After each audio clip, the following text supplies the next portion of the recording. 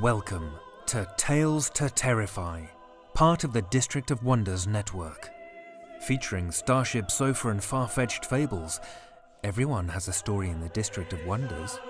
Come and find yours.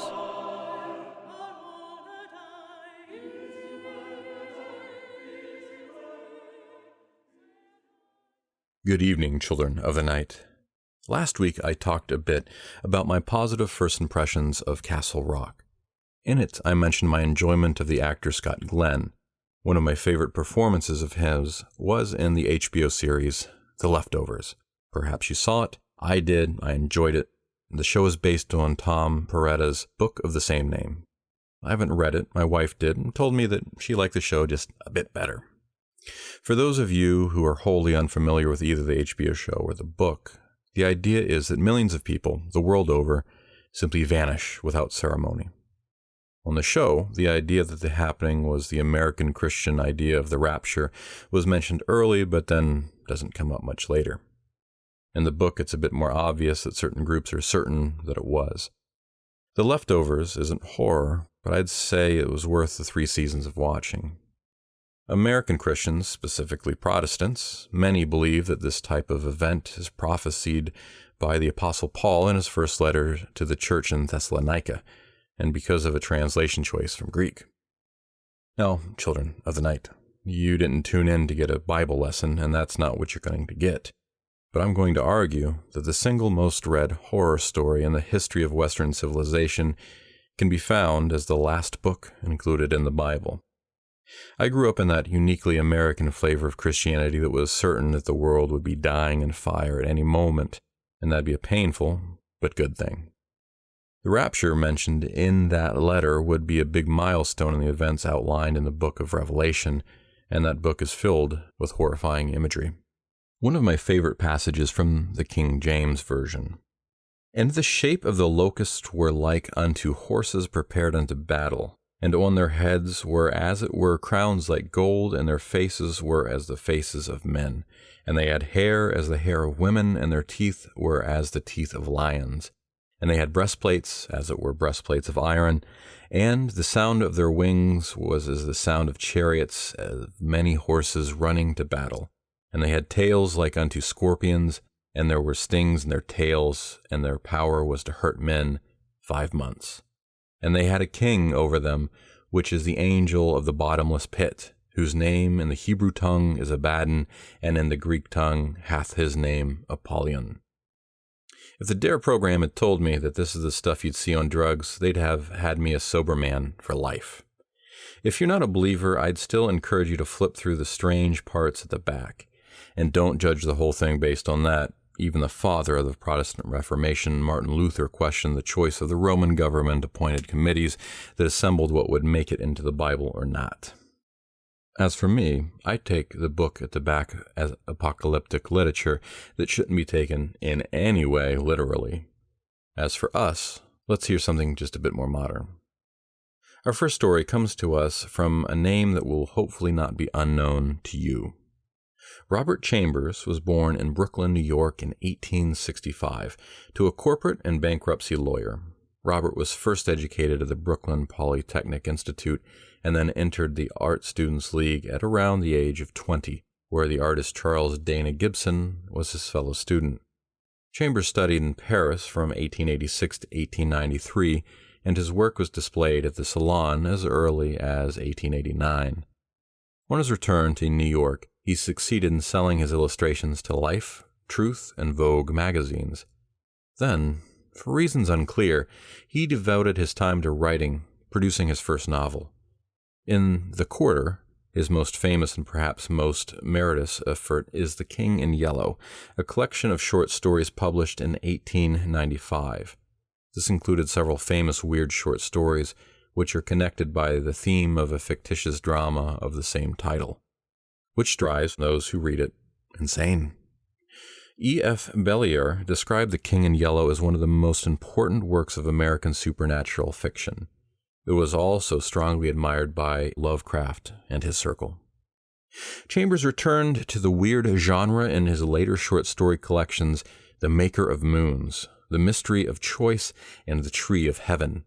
but none earned him as much success as The King in Yellow. Some of Chambers' work contains elements of science fiction, such as In Search of the Unknown and Police, about a zoologist who encounters monsters. Chambers later turned to writing romantic fiction to earn a living. According to some estimates, Chambers had one of the most successful literary careers of his period, his later novels selling well, and a handful achieving bestseller status. Many of his works were also serialized in magazines. His novel The Man They Hanged was about Captain Kidd and argued that Kidd was not a pirate and had been made a scapegoat by the British government. During World War I, he wrote war adventure novels and war stories, some of which showed a strong return to his old weird style, such as Marooned in Barbarians 1917. After 1924, he devoted himself solely to writing historical fiction. Chambers, for several years, made Brattlebin, New York, his summer home. Some of his novels touch upon colonial life in Brattlebin and Johnstown.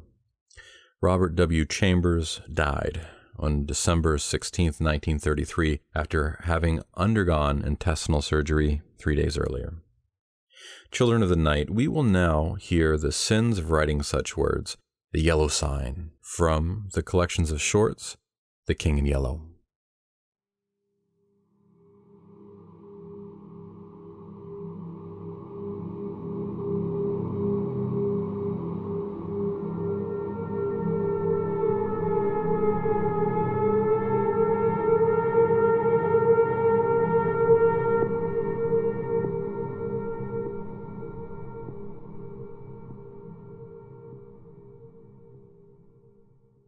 Let the red dawn surmise what we shall do when this blue starlight dies and all is through. 1. There are so many things which are impossible to explain. Why should certain chords in music make me think of brown and gold tints of autumn foliage? Why should the Mass of St. Cecile send my thoughts wandering among caverns whose walls blaze with ragged masses of virgin silver? What was it in the roar and turmoil of Broadway at 6 o'clock that flashed before my eyes the picture of a still Breton forest where sunlight filtered through spring foliage and Sylvia bent, half curiously, half tenderly, over a small green lizard, murmuring, "To think that this is also a little ward of God." When I first saw the watchman, his back was towards me. I looked at him indifferently until he went into the church. I paid no more attention to him than I had to any other man who lounged through Washington Square that morning, and when I shut my window and turned back into my studio, I had forgotten him. Late in the afternoon, the day being warm, I raised the window again and leaned out to get a sniff of air. A man was standing in the courtyard of the church, and I again noticed him with as little interest as I had that morning. I looked across the square to where the fountain was playing, and then, with my mind filled with vague impressions of trees, asphalt drives, and the moving group of nursemaids and holiday-makers, I started to walk back to my easel. As I turned, my listless gaze included the man below in the churchyard. His face was towards me now, and with a perfectly involuntary movement I bent to see it. At the same moment he raised his head and looked at me. Instantly I thought of a coffin worm. Whatever it was about the man that repelled me I did not know, but the impression of a plump white graveworm was so intense and nauseating that I must have shown it in my expression, for he turned his puffy face away with a movement which made me think of a disturbed grub in a chestnut. I went back to my easel and motioned the model to resume her pose. After working a while, I was satisfied that I was spoiling what I had done as rapidly as possible, and I took up a palette knife and scraped the color out again. The flesh tones were shallow and unhealthy, and I did not understand how I could have painted such a sickly color into a study which before that had glowed with healthy tones. I looked at Tessie. She had not changed, and the clear flush of health dyed her neck and cheeks as I frowned. "Is it something I've done?" she said. "No, I've made a mess of this arm, and for the life of me I can't see how I came to paint such mud as that into the canvas," I replied. "Don't I pose well?" she insisted. "Of course, perfectly." "Then it's not my fault?" "No, it's my own." "I'm very sorry," she said. I told her she could rest while I applied rag and turpentine to the plague spot on my canvas, and she went off to smoke a cigarette and look over the illustrations in their Courrier Français. I did not know whether it was something in the turpentine or defect in the canvas, but the more I scrubbed, the more that gangrous seemed to spread. I worked like a beaver to get it out, and yet the disease appeared to creep from limb to limb of the study before me. Alarmed, I strove to arrest it, but now the color on the breast changed, and the whole figure seemed to absorb the infection as a sponge soaks up water. Vigorously, I applied palette knife, turpentine, and scraper, thinking all the time what a séance I should hold with Duval, who had sold me the canvas. But soon I noticed that it was not the canvas which was defective, nor yet the colors of Edward. It must be the turpentine, I thought angrily, or else my eyes have become so blurred and confused by the afternoon light that I can't see straight. I called Tessie, the model. She came and leaned over my chair, blowing rings of smoke into the air. "What have you been doing to it?" she exclaimed. "Nothing," I growled. "It must be this turpentine." "What a horrible color it is now," she continued. "Do you think my flesh resembles green cheese?" "No, I don't," I said angrily. "Did you ever know me to paint like that before?" "No, indeed." "Well, then." "It must be the turpentine or something," she admitted. She slipped on a Japanese robe and walked to the window. I scraped and rubbed until I was tired and finally picked up my brushes and hurled them through the canvas with a forcible expression, the tone alone of which reached Tessie's ears. Nevertheless, she promptly began, "That's it. Swear and act silly and ruin your brushes. You've been 3 weeks at that study, and now look. What's the good of ripping the canvas? What creatures artists are!" I felt about as much ashamed as I usually did after such an outbreak, and I turned the ruined canvas to the wall. Tessie helped me clean my brushes and then danced away to dress from the screen. She regaled me with bits of advice concerning the whole or partial loss of temper, until, thinking perhaps I had tormented sufficiently, she came out to implore me to button her waist where she could not reach it on the shoulder. "Everything went wrong from the time you came back from the window and talked about that horrid-looking man you saw in the churchyard," she announced. "Yes, he probably bewitched the picture," I said, yawning, looking at my watch. "It's after 6, I know," said Tessie, adjusting her hat before the mirror. "Yes," I replied. "I didn't mean to keep you so long." I leaned out the window, but recoiled with disgust, for the young man with the pasty face stood below in the churchyard. Tessie saw my gesture of disapproval and leaned from the window. "Is that the man you don't like?" she whispered. I nodded. "I can't see his face, but he does look awful fat and soft. Some way or other," she continued, looking at me. "He reminds me of a dream, an awful dream I once had. Or," she mused, looking down at her shapely shoes, "was it a dream after all?" "How should I know?" I smiled. Tessie smiled in reply. "You were in it," she said, "so perhaps you might know something about it." Tessie, I protested. "Don't you dare flatter me by saying you dream about me." "But I did," she insisted. "Shall I tell you about it?" "Go ahead," I replied, lighting a cigarette. Tessie leaned back on the open windowsill and began, very seriously. "One night last winter, I was lying in bed thinking about nothing at all in particular. I had been posing for you when I was tired out, yet it seemed impossible for me to sleep.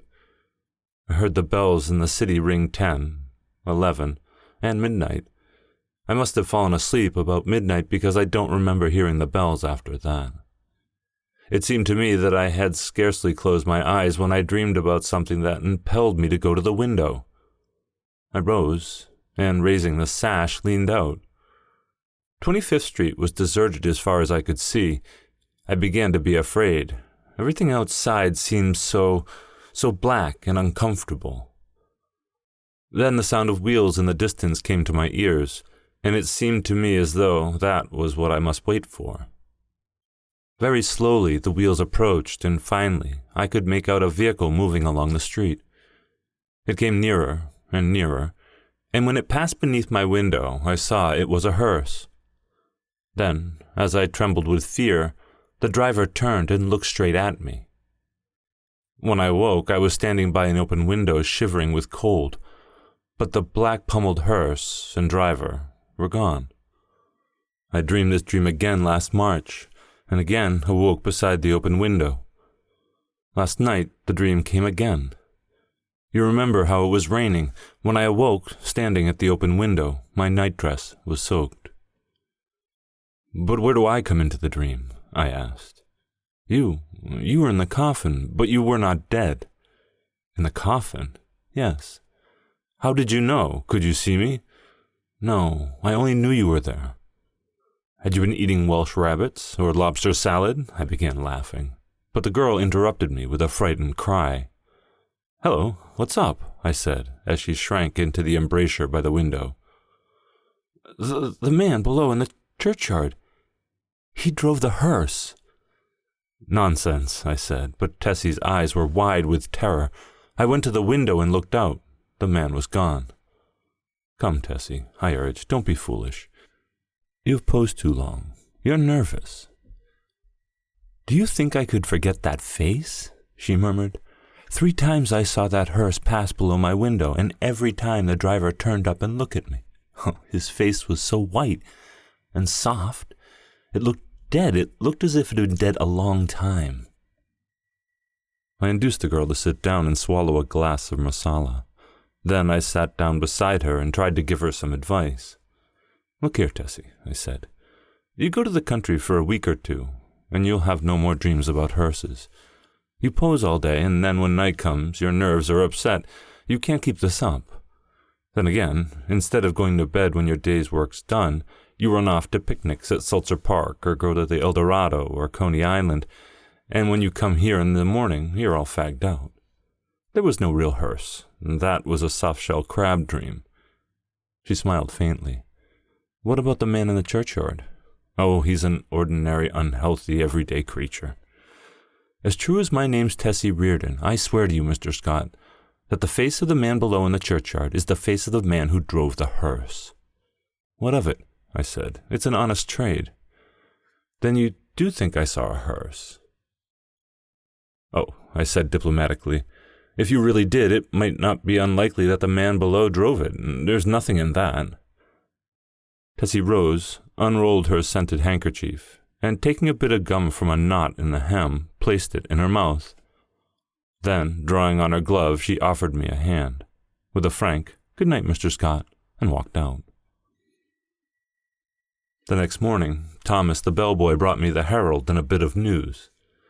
The church next door had been sold. I thanked heaven for it. Not that, being a Catholic, I had any repugnance for the congregation next door, but because my nerves were shattered by a blatant exhorter, whose every word echoed through the aisle of the church as if it had been my own rooms, and who insisted on his R's with a nasal persistence which revolted my every instinct. Then, too, there as a fiend in human shape, an organist who reeled off some of the grand old hymns with an interpretation of his own, and I longed for the blood of a creature who could play the doxology with an amendment of minor chords which one only hears in a quartet of the very young undergraduates.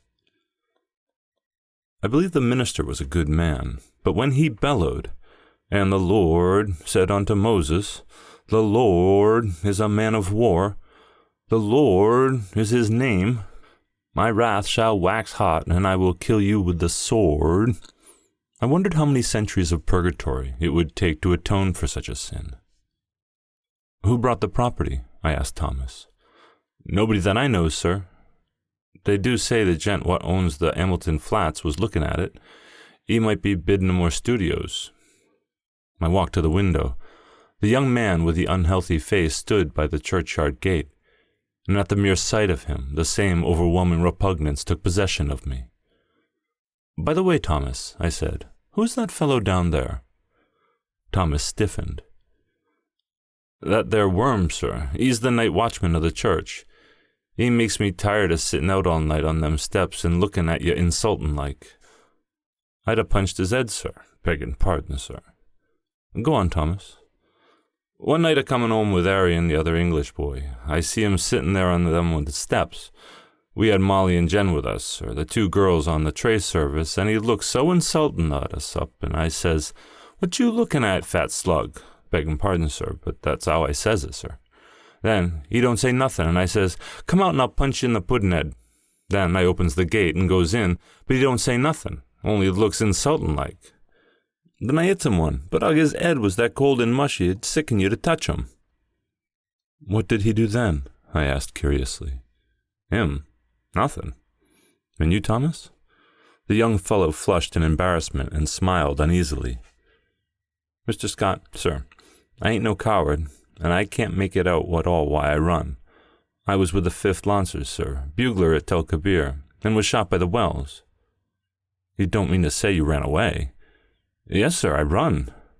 Why? That's just what I want to know, sir. I grabbed Molly and run, and the rest of us just as frightened as I. But what were they frightened at? Thomas refused to answer for a while, but now my curiosity was aroused about the repulsive young man below, and I pressed him. 3 years' sojourn in America had not only modified Thomas's Cockney dialect, but had given him the American's fear of ridicule. You won't believe me, Mr. Scott, sir. Yes, I will. You'll laugh at me, sir. Nonsense. He hesitated. Well, sir, it's God's truth that when I hit him and grabbed me wrist, sir, and when I twisted his soft, mushy fist, one of the fingers come off in me hand. The utter loathing and horror on Thomas's face must have been reflected in my own, for he added, It's awful, and now, when I see him, I just go away. He makes me ill. When Thomas had gone, I went to the window. The man stood beside the church railing, with both hands on the gate. But I hastily retreated to my easel again, sickened and horrified, for I saw that the middle finger of his ring hand was missing. At 9 o'clock, Tessie appeared and vanished behind the screen with a merry, "Good morning, Mr. Scott." While she had reappeared and taken her pose upon the model stand, I started a new canvas, much to her delight. She remained silent as long as I was on the drawing, but as soon as the scrape of the charcoal ceased and I took up my fixative, she began to chatter. "Oh, we had such a lovely time last night. We went to Tony Pasteur's." "Who are we?" I demanded. "Oh, Maggie, you know, Mr. White's model, and Pinky McCormick. We call her Pinky because she's got that beautiful red hair you artists like so much. And Lizzie Burke." I sent a shower of fixative over the canvas and said, "Well, go on. We saw Kelly and Baby Barnes, the skirt dancer, and all the rest. I made a mash." "Then you've gone back on me, Tessie?" She laughed and shook her head. "He's Lizzie Burke's brother, Ed. He's a perfect gentleman." I felt constrained to give her some parental advice concerning mashing, which she took with a bright smile. "Oh, I can take care of a strange mash," she said, examining her chewing gum. "But Ed is different. Lizzie's my best friend." She then related how Ed had come back from the stocking mill in Lowell, Massachusetts, to find her and Lizzie grown up, and what an accomplished young man he was, and how he thought of nothing of squandering $50 for ice cream and oysters to celebrate his entry as a clerk into the woolen department of Macy's. Before she finished and I began to paint, and she resumed to pose, smiling and chattering like a sparrow. By noon, I had the study fairly well rubbed in, and Tessie came back to look at it. "That's better," she said. I thought so too, and ate my lunch with a satisfied feeling that all was going well. Tessie spread her lunch on a drawing table opposite me, and we drank our claret from the same bottle and lit our cigarettes from the same match. I was very much attached to Tessie. I had watched her shoot up into a slender but exquisitely formed woman from a frail, awkward child. She had posed for me during the last 3 years, and among all my models she was my favorite. It would have troubled me very much indeed had she become tough, or fly, as the phrase goes, but I had never noticed any deterioration for her manner, and felt at heart that she was all right.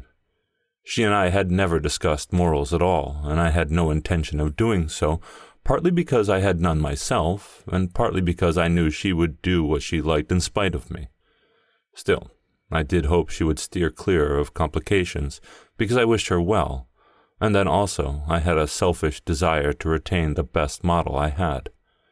I knew that mashing, as she termed it, had no significance with girls like Tessie, and that such things in America did not resemble in the least the same things in Paris. Yet having lived with my eyes open, I also knew that somebody would take Tessie away someday in one manner or another, and though I professed to myself that marriage was nonsense, I sincerely hoped that, in this case, there would be a priest at the end of the vista. I am a Catholic. When I listen to High Mass, when I sign myself, I feel that everything, including myself, is more cheerful, and when I confess, it does me good. A man who lives as much alone as I do must confess to somebody. Then again, Sylvia was Catholic, and it was reason enough for me. But I was speaking of Tessie, which is very different.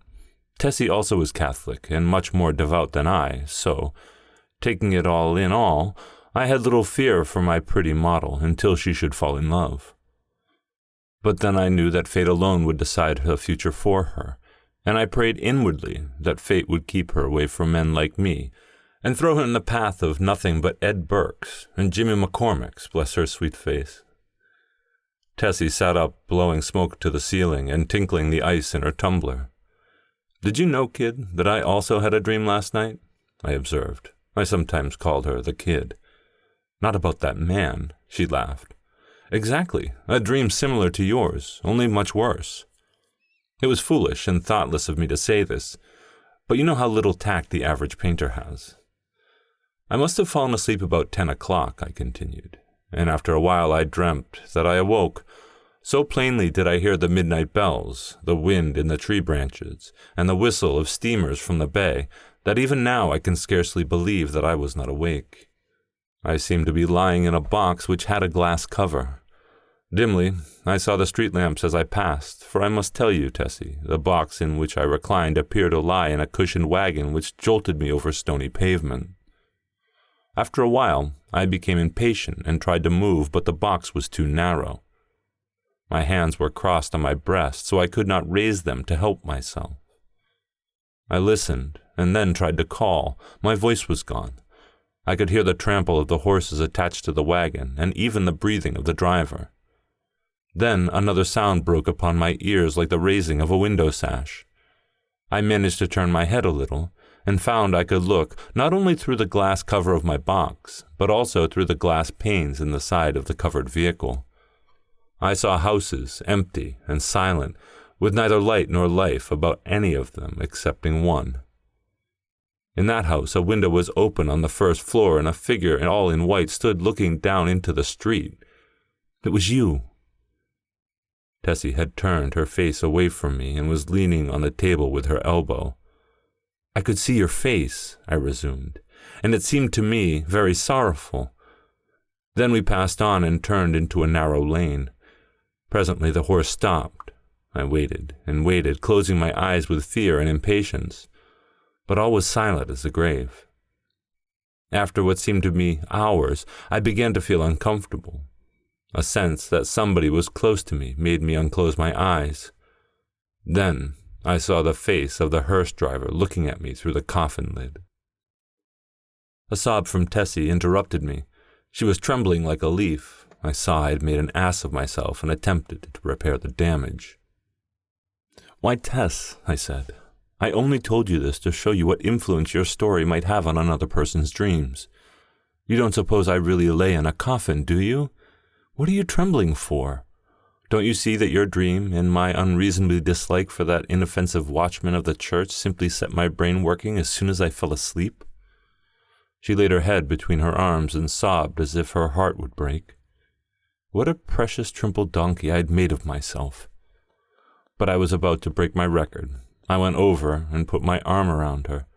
"Tessie, dear, forgive me," I said. "I had no business to frighten you with such nonsense. You are too sensible a girl, too good a Catholic to believe in dreams." Her hand tightened on mine, and her head fell back upon my shoulder, but she still trembled, and I petted her and comforted her. "Come, Tess, open your eyes and smile." Her eyes opened with a slow, languid movement and met mine, but their expression was so queer that I hastened to reassure her again. "It's all humbug, Tessie. You surely are not afraid that any harm will come to you because of that." "No," she said, but her scarlet lips quivered. "Then what's the matter? Are you afraid?" "Yes, not for myself." "For me, then?" I demanded gaily. "For you," she murmured in a voice almost inaudible.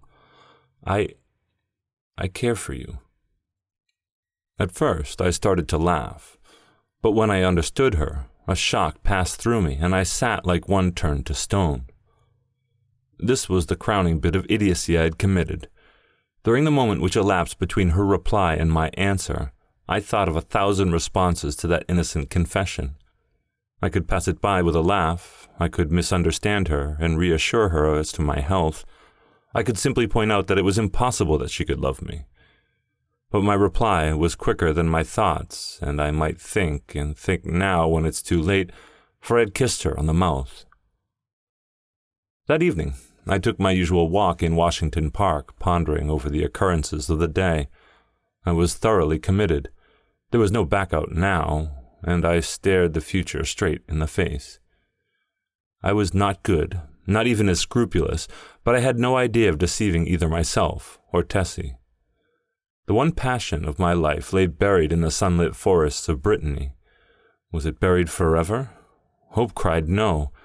For 3 years I had been listening to the voice of hope, and for 3 years I had waited for a footstep on my threshold. Had Sylvia forgotten? No, I cried. Hope. I said that I was not good. That is true. But still I was not exactly a comic opera villain. I had led an easy-going, reckless life, taking what invited me of pleasure, deploring and sometimes bitterly regretting consequences. But in one thing alone, except my painting, I was serious, and that was something which lay hidden, if not lost, in the Breton forests. It was too late now for me to regret what had occurred that day. Whatever had been, pity, a sudden tenderness for sorrow, of the moral brutal instincts to gratify vanity, it was all the same now, and unless I wished to bruise an innocent heart, my path lay marked before me. The fire and strength, the depth of passion, of a love which I had never even suspected, with all my imagined experience in the world, left me no alternative but to respond or send her away. Whether because I am so cowardly about giving pain to others, or whether it was I have little of the gloomy Puritan in me, I do not know, but I shrank from disclaiming responsibility for the thoughtless kiss, and in fact had no time to do so before the gates of her heart opened and the flood poured forth. Others, who habitually do their duty and find sullen satisfaction in making themselves and everybody else unhappy, might have withstood it. I did not. I dared not. After the storm had abated, I did tell her that she might have better loved Ed Burke and worn a plain gold ring, but she would not hear of it, and I thought perhaps that as long as she decided to love somebody she could not marry, it had better be me. I at least could treat her with an intelligent affection, and whenever she became tired of her infatuation, she could go none the worse of it, for I was decided on that point, although I knew how hard it would be. I remembered the usual termination of platonic liaisons, and thought how disgusted I had been whenever I heard of one.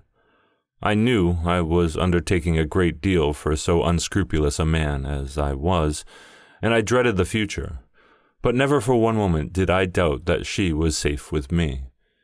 Had it been anybody but Tessie, I should not have bothered my head about scruples, for it did not occur to me to sacrifice Tessie as I would have sacrificed a woman of the world. I looked the future squarely in the face and saw the several probable endings to the affair. She would either tire of the whole thing or become so unhappy that I should have to either marry her or go away. If I married her, we would be unhappy, I with a wife unsuited to me, and she with a husband unsuitable for any woman. For my past life could scarcely entitle me to marry. If I went away, she might either fall ill, recover, and marry some Eddie Burke, or she might recklessly or deliberately go and do something foolish. On the other hand, if she tired of me, then her whole life would be before her with beautiful vistas of Eddie Burkes and marriage rings and twins and Harlem flats and heaven knows what. As I strolled along through the trees by Washington Arch, I decided that she should find a substantial friend in me anyway, and that the future could take care of itself. Then I went into the house and put on my evening dress, for the little faintly perfumed note on my dresser said, "Have a cab at the stage door at 11." And the note was signed, Edith Carmichael, Metropolitan Theater, June 19th, 1890. I took supper that evening, or rather we took supper, Miss Carmichael and I, at Solari's, and the day was just beginning to gild the cross on the Memorial Church as I entered Washington Square after leaving Edith at the Brunswick.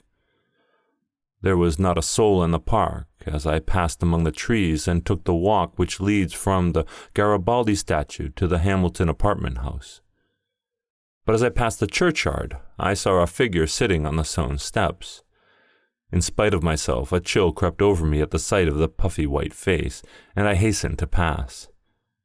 Then he said something which might have been addressed to me, or might merely have been muttered to himself, but I had a sudden furious anger flare up within me that such a creature should address me. For an instant, I felt like wheeling about and smashing my stick over his head, but I walked on, and entering the Hamilton, went to my apartment. For some time I tossed about in bed trying to get the sound of the voice out of my ears, but I could not.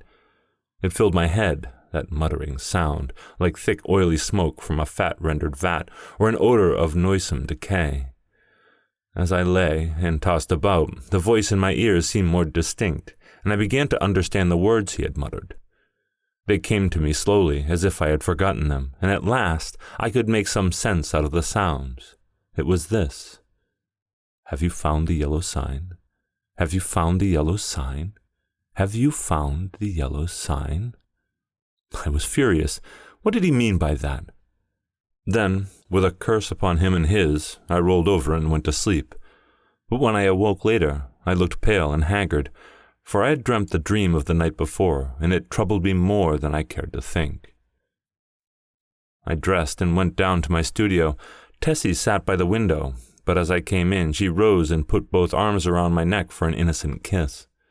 She looked so sweet and dainty that I kissed her again and then sat down before the easel. "Hello, where's the study I began yesterday?" I asked.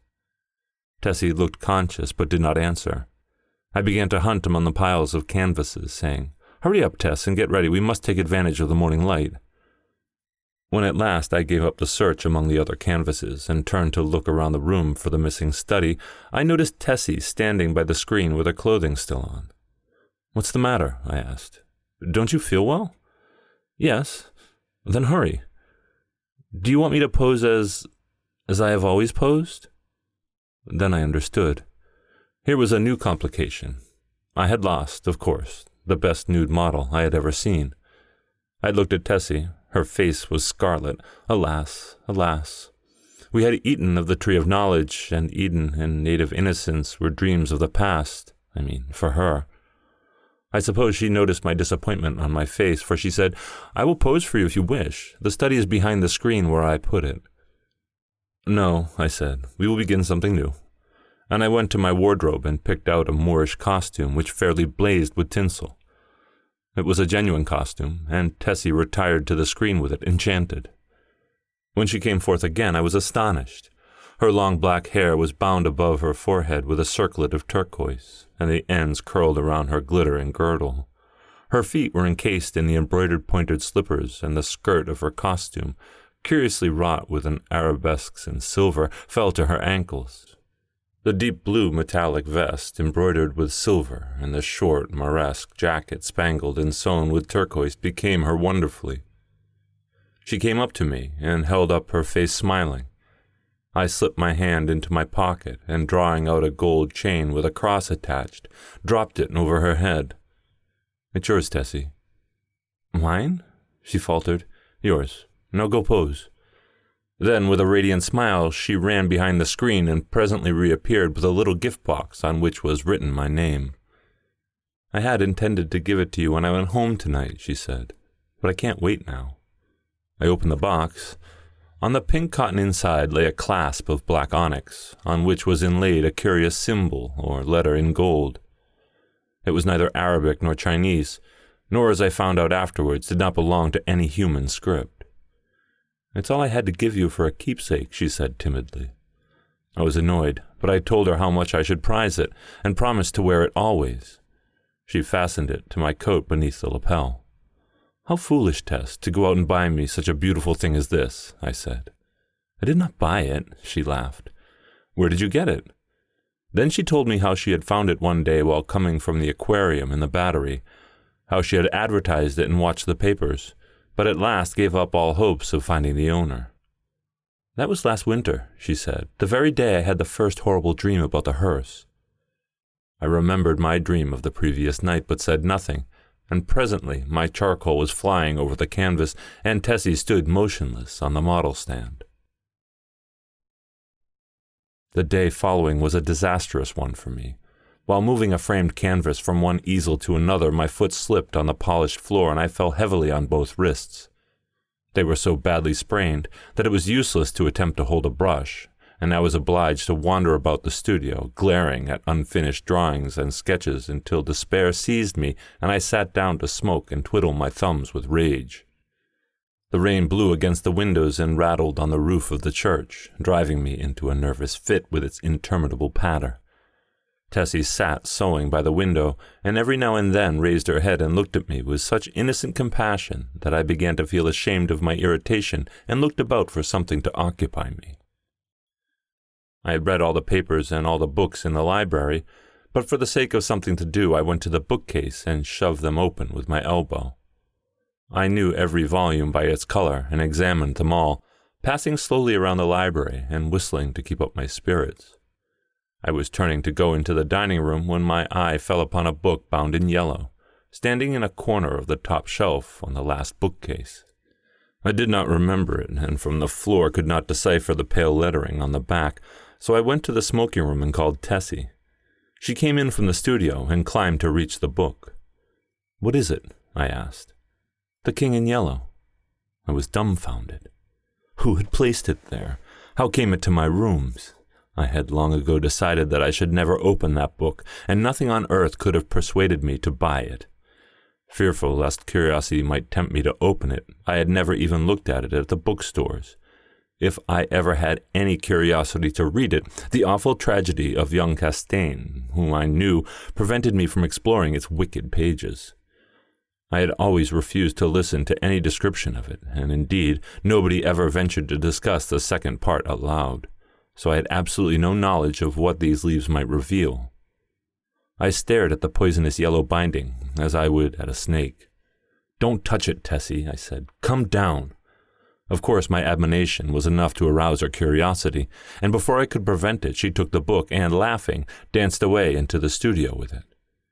I called to her, but she slipped away with a tormenting smile at my helpless hands, and I followed her with some impatience.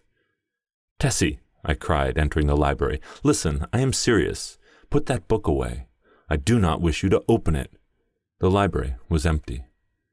I went into both drawing rooms, then into the bedroom, laundry, kitchen, and finally returned to the library and began a systematic search. She had hidden herself so well that it was half an hour later when I discovered her crouching white and silent by the latticed window in the storeroom above. At the first glance I saw she had been punished for her foolishness.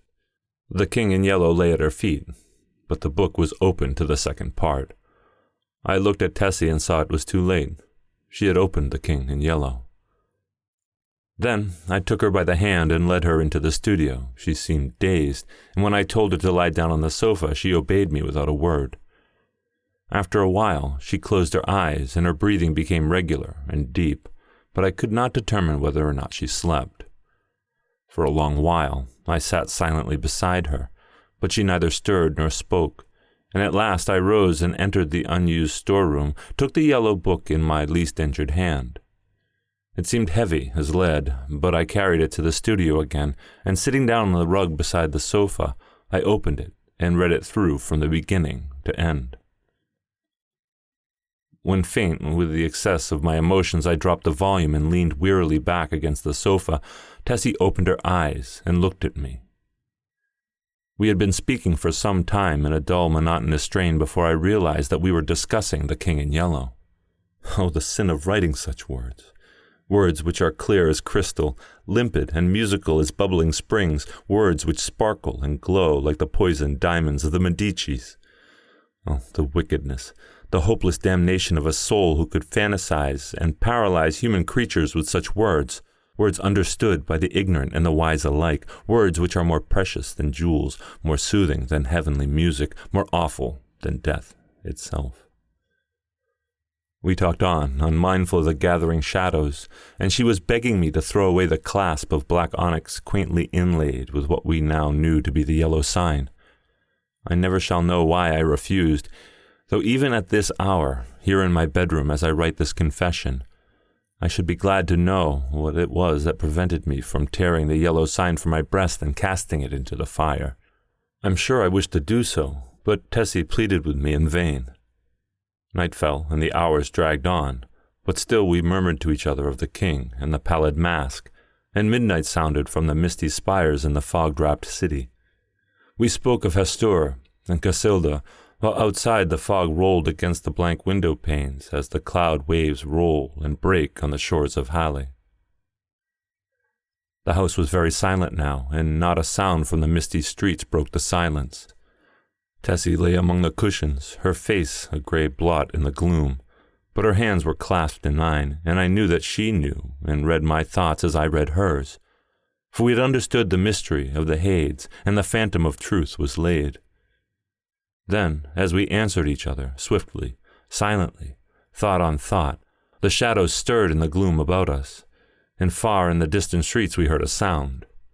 Nearer and nearer it came, the dull crunching of wheels. Nearer, and yet nearer, and now outside the door it ceased, and I dragged myself to the window and saw a black, plumed hearse. The gate below opened and shut, and I crept shaking to my door and bolted it. But I knew no bolts, no locks could keep that creature out who was coming for the yellow sign. And now I heard him moving very slowly along the hall. Now he was at the door, and the bolts rotted at his touch. Now he had entered. With eyes staring from my head, I peered into the darkness, but when he came into the room I did not see him. It was only when I felt him envelop me in his cold, soft grasp that I cried out and struggled with deadly fury, but my hands were useless, and he tore the onyx clasp from my coat and struck me full in the face. Then, as I fell, I heard Tessie's soft cry, and her spirit fled to God, and even while falling I longed to follow her. For I knew that the King in Yellow had opened his tattered mantle, and there was only Christ to cry to now. I could tell more, but I cannot see what help it would be to the world. As for me, I am past human help or hope. As I lie here, writing, careless even whether or not I die before I finish, I can see the doctor gathering up his powders and phials with a vague gesture to the good priest beside me, which I understand.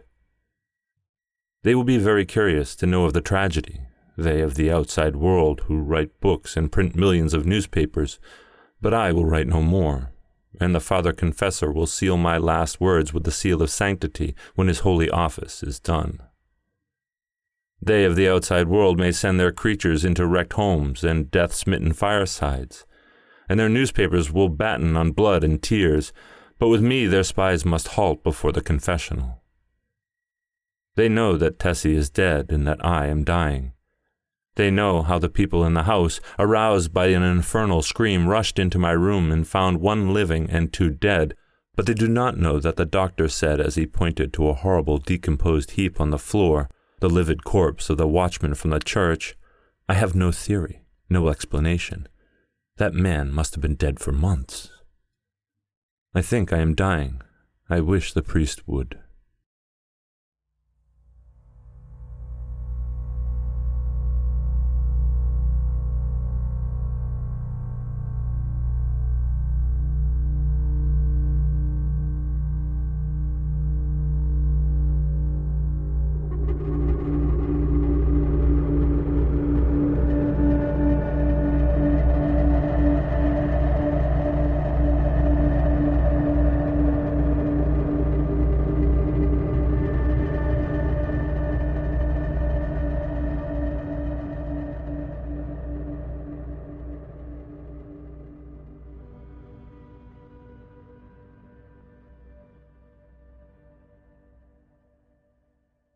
That was Robert W. Chambers' The Yellow Sign, as read by our own Seth Williams.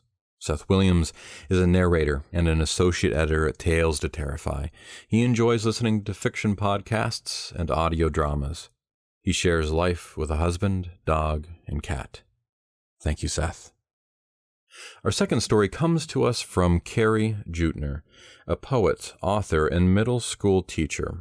Her writing has appeared in publications such as Daily Science Fiction, Nature Futures, and Grievous Angel. Carie lives in Austin, Texas with her husband and pets. She has never dated a clown. Follow her blog at cariejuettner.com or connect with her on Twitter at Carie Juettner. Links will be in the show notes. Tonight, you will be hearing Makeup.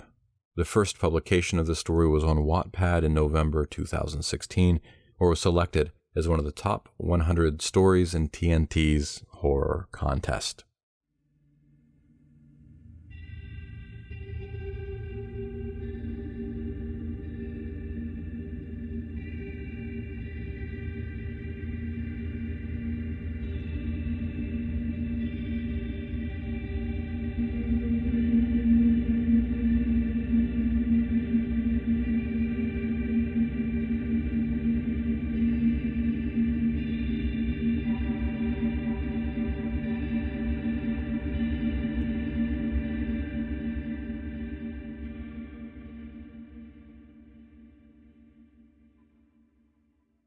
No, I've never been afraid of clowns. Yes, I've seen Poltergeist. It doesn't matter.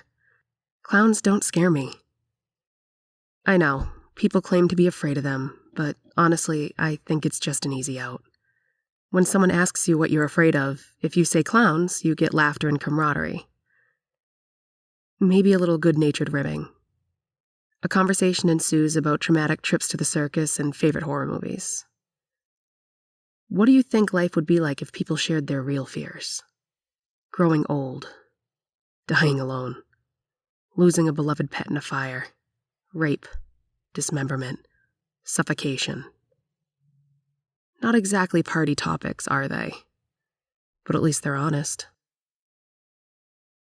Do I go to a lot of parties? Well, no. But when someone asks what scares me, I never pretend to be afraid of something as silly as a clown just to be part of the group. My answer? I don't know. Blind dates, dirt under my fingernails, the dark. Most people don't believe me when I say I'm not afraid of clowns. So I tell them this story to prove it. Of course, I leave off the ending. My proof is simple. I dated one. God, it's fun to watch those silly girls shiver when I say that. Inevitably, the first question they ask is, "Did you know he was a clown when you met him?" The answer is yes. The first time I saw Blake, he was performing. It was a few months ago. I was out shopping with my friend Cheryl. You won't use her real name, will you? Oh, okay, good. So Cheryl and I were out shopping at this big outdoor mall up in Frisco. Her in-laws were keeping her 3-year-old for the whole afternoon, and Cheryl was giddy with freedom. I'm not really the let's go buy shoes and have a latte type, but it was her day, so I let her drag me around. We rounded a corner, lattes in hand, and ran into a huge crowd of people. Well, Cheryl can't pass up a crowd. She said something like, if so many people are there, it must be something good. Which really doesn't make much sense when you think about things like concentration camps and Miley Cyrus concerts. But whatever, like I said, her day. We wormed our way in until we can see what was going on. Apparently this yogurt shop was having its grand opening. Because, you know, the 157th self-serve yogurt shop deserves a big to-do. But what was drawing the crowd even more than the low-fat marshmallow flavor was the entertainment out front. The shop had hired a clown. But this was not just any clown. This guy was amazing. Other people don't see it, but clowning is an art. It's all about timing and eye contact and connecting with your audience. Not once during his handkerchief pulling or horn squeaking or somersaulting did I look at this guy and think, he can't wait for a break. He was into it, genuinely having a great time.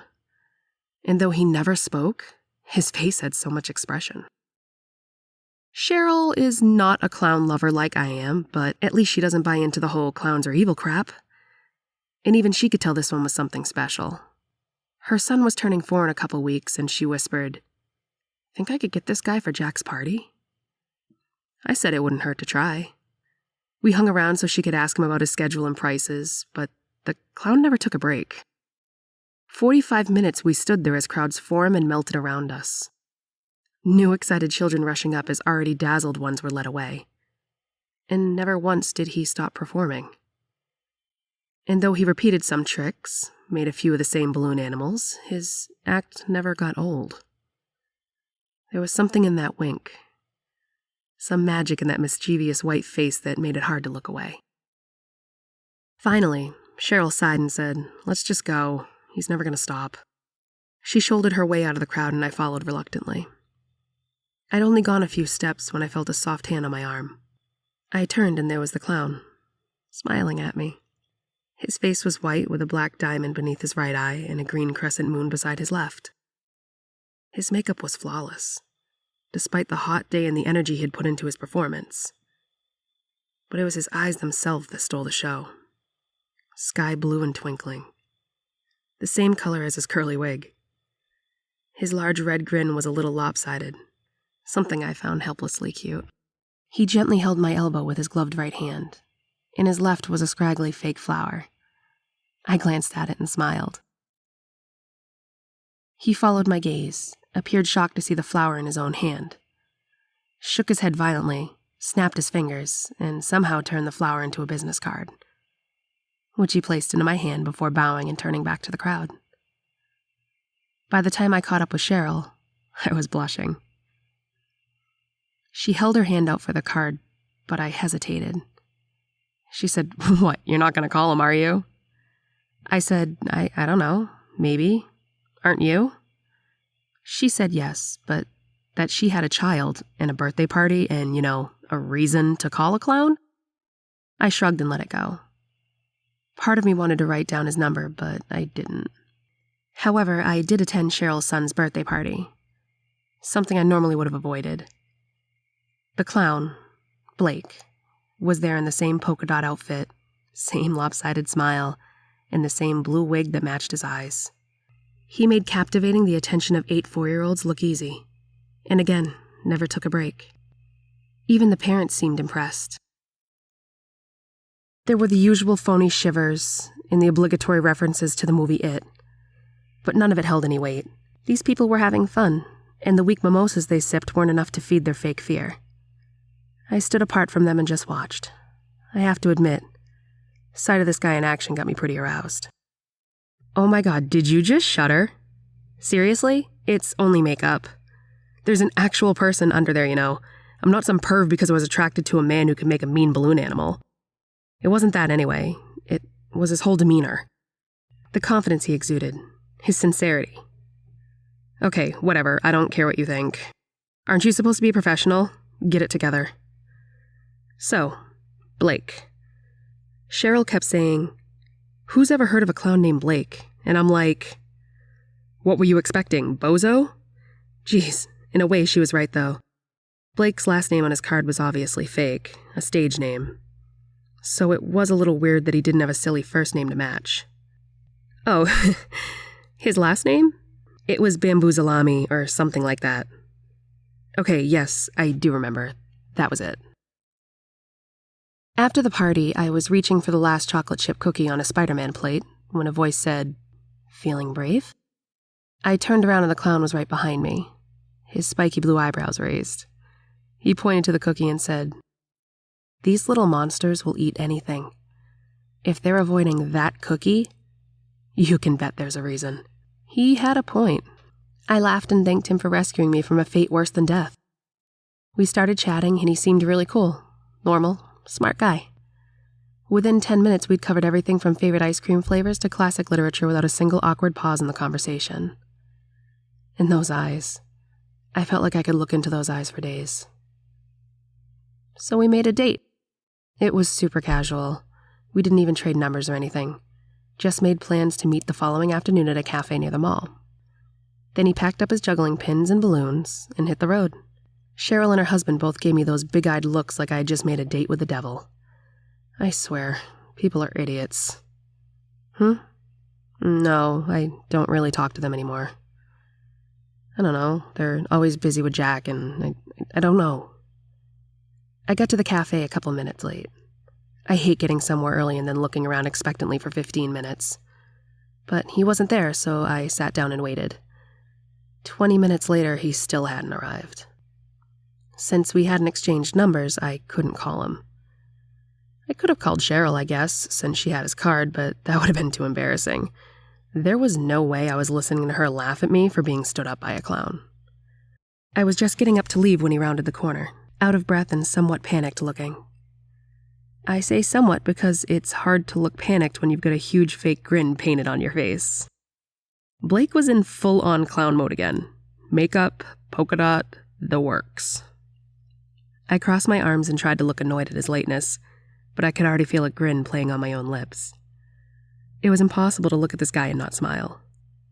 Here he was, doubled over, panting, holding a finger up in a wait a sec sign with one hand and clutching his blue wig in a "oh my god, I'm sorry, I'm late" gesture with the other. Everyone in the cafe was staring. I think they thought I was about to get the weirdest singing telegram ever. So when Blake finally caught his breath and apologized, church carnival, flat tire, no time to go home and change, didn't want me to think I'd been stood up. And then we sat down at a table like normal folks. They seemed disappointed, although I think I saw one woman snap a picture with her phone. The absurdity of having lunch with a clown was not lost, even on me. I laughed all the way through my Greek salad while he made serious conversation about politics and art, punctuated with corny puns and twice a honk from his round red nose. I just laughed louder.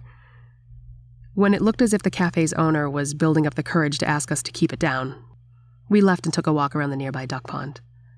I held his white-gloved hand as we watched the duck scurry away from us. Romantic, right? Laugh if you want, but it was.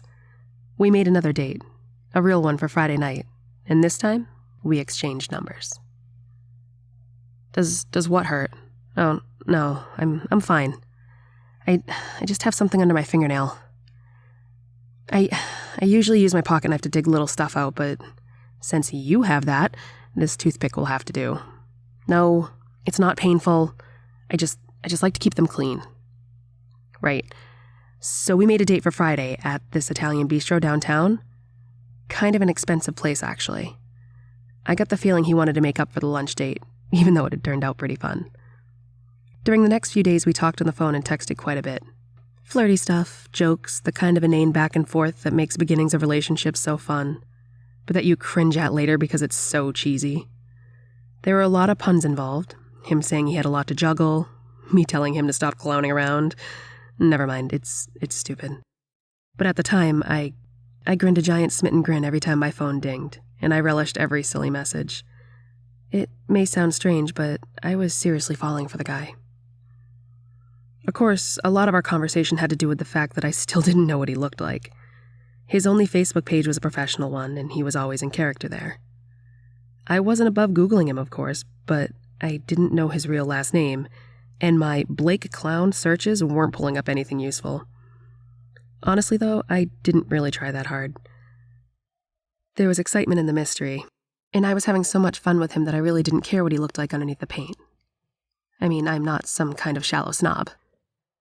On Friday night, I spent forever deciding what to wear, which is not like me. I got ready early but made myself wait. We were meeting at the restaurant again, and I wanted to make sure that I didn't arrive first. I parked a block away, thinking that way he'd have a nice view of me walking up. I'd settled on this short orange dress and these tall brown boots that I never wear. And well, I felt pretty good about myself that night. I felt different. Good different. I was worried Blake would be late again, but when I rounded the corner, my doubts disappeared. He was sitting outside the restaurant, one arm stretched across the back of the bench, the other gripping a long-stemmed red rose. He had one leg crossed casually over the other and a huge smile on his face. A real one. Underneath the one that was painted on. Because once again, Blake was dressed as a clown. I stopped. Blake stuck the rose between his teeth and wiggled his pointy eyebrows. He was still smiling, but I sensed a question in his expression, a nervousness. He'd taken a big chance with this joke and he was waiting to see how it would land. I couldn't resist, he said. I burst out laughing. Blake stood up and walked over to me, his relief evident. He handed me the rose and said, "I'm so glad you showed up. If you hadn't, I would have had to turn this smile into a frown, and that's not as easy as it looks." He pointed to his large red painted-on lips. I stood on my tiptoes and kissed them. He kissed me back, and it was a couple of minutes before I came to my senses and realized I was making out in a public sidewalk with a clown. Opening my eyes, I saw that people were having to walk around us, some giving us crazy looks and others pretending we didn't exist. I pulled away, but not far. The thing is, he was a really good kisser. I took Blake's hand and said, "Maybe dinner can wait," or something equally embarrassing. He didn't say a thing, just turned and started walking away from the restaurant, leading me by the hand. My heart raced. I didn't know where we were going, but I didn't care. I felt like words would break the spell, so I just followed. When Blake stopped in front of an old historic hotel a couple blocks down, I nodded. "Look, don't judge me. I don't sleep around, okay? I'm not normally the kind of girl to jump into bed with a guy on the second date. But I don't know. I was feeling frisky, I guess. I mean, I was really falling for this guy. He'd occupied all my walking thoughts for the past week and snuck uninvited into some of my dreams. Plus, he'd risked so much for that joke. And then the kissing. Besides, it was just too perfect. Too eerily, hilariously perfect. What a way to shock those silly clown fears out of their socks. What a story to tell, right? So we got a room. And, do you have a nail file? No, it's fine, never mind. The sun was setting, and the heavy curtains covered the only window, draping the room in a deep purplish shadow. I reached for the lamp, but Blake put his hand on mine, saying, "Let's leave the lights off." That's the last thing either of us said for a while. We didn't need words. Our bodies knew what to do. Blake's lips were soft and silky, greased with paint that had a sharp, almost sweet odor. I closed my eyes, and the sensation of his kiss on my neck was so intoxicating that I temporarily forgot he was dressed as a clown. Then his white-gloved hand crept up my thigh, and I giggled. That broke the spell for a second, but only a second. My fingers fumbled with the orange pom-poms on his shirt, and he whispered, "Allow me."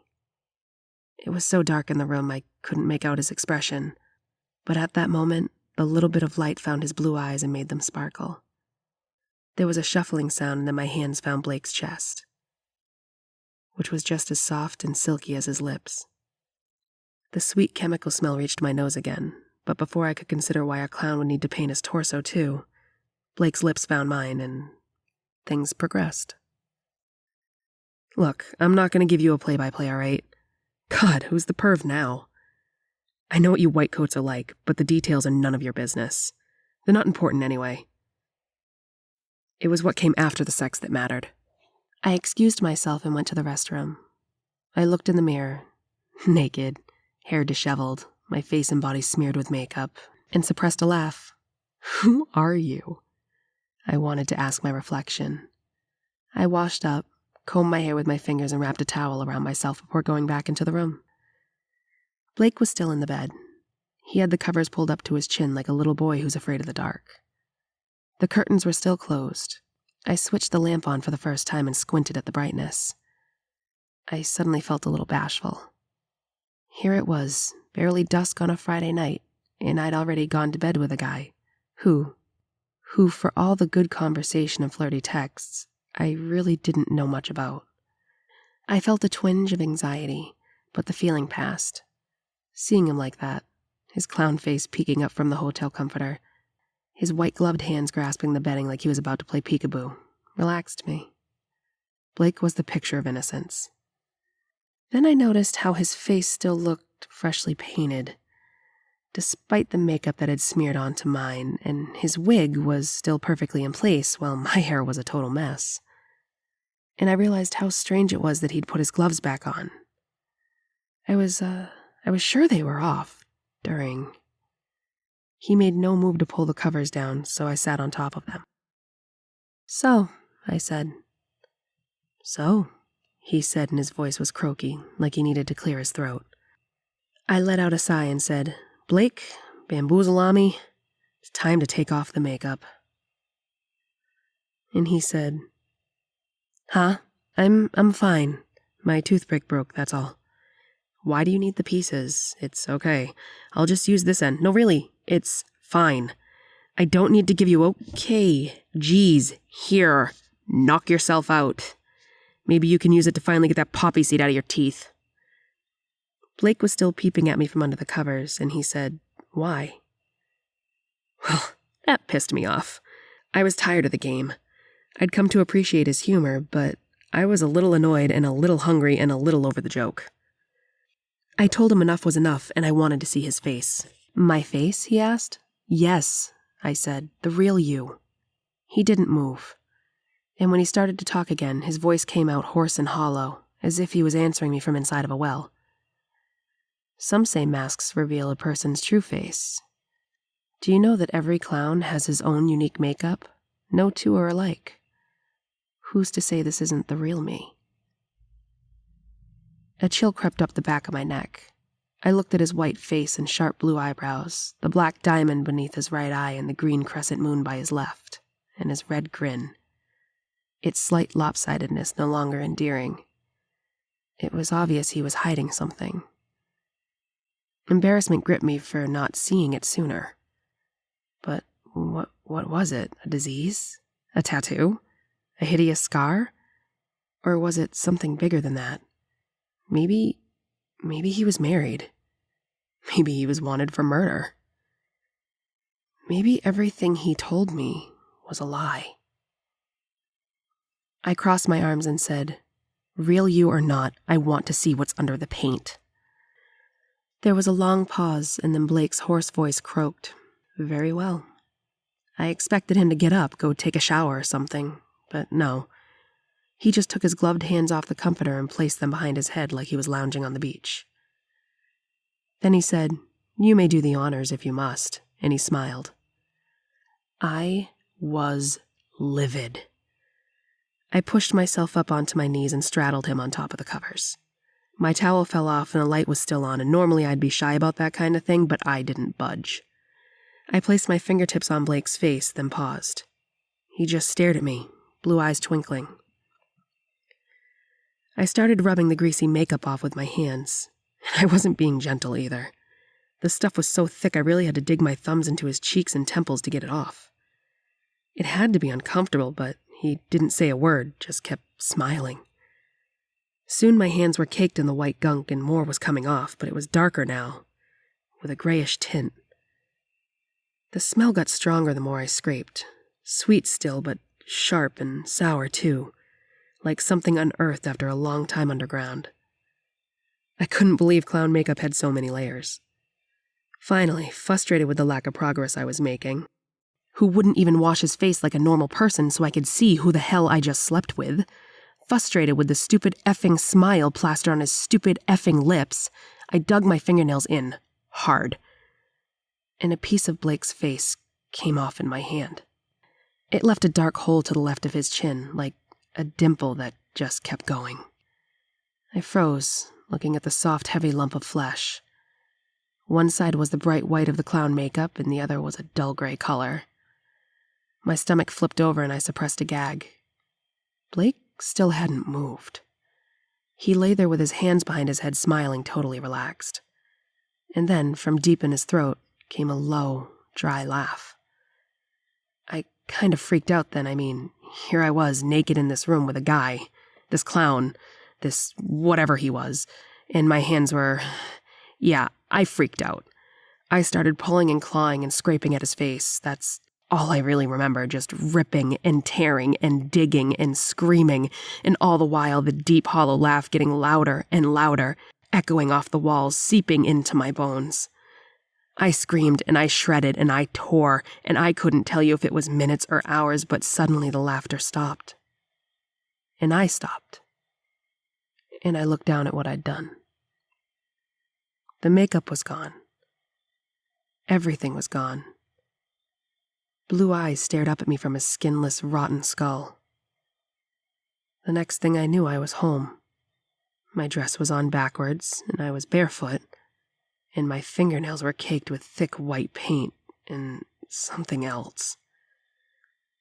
I got in the shower and scrubbed my hands until the hot water ran out and the tips of my fingers were swollen red nubs. Can I have my toothpick back? Yes, I know there's no record of the incident. I know the hotel never corroborated my story. Can I have it? Yes, I'm aware Blake's Facebook page is gone, and no, I don't know why Cheryl won't return your calls. Can I borrow it for a second? What others? Blake's the only clown I ever dated. Them? They'll be fine. It was just a couple of scratches. Okay, fine. A few stitches. Whatever. They probably won't even have scars. And if they do, they could just paint over them. Can I have it back now? I just need to get this one piece of dirt. Please? Please? Please just give me the freaking toothpick. Thank you. I just had to check, you know? I just had to be sure. No, I'm still not afraid of clowns. It's what's underneath the makeup that haunts me.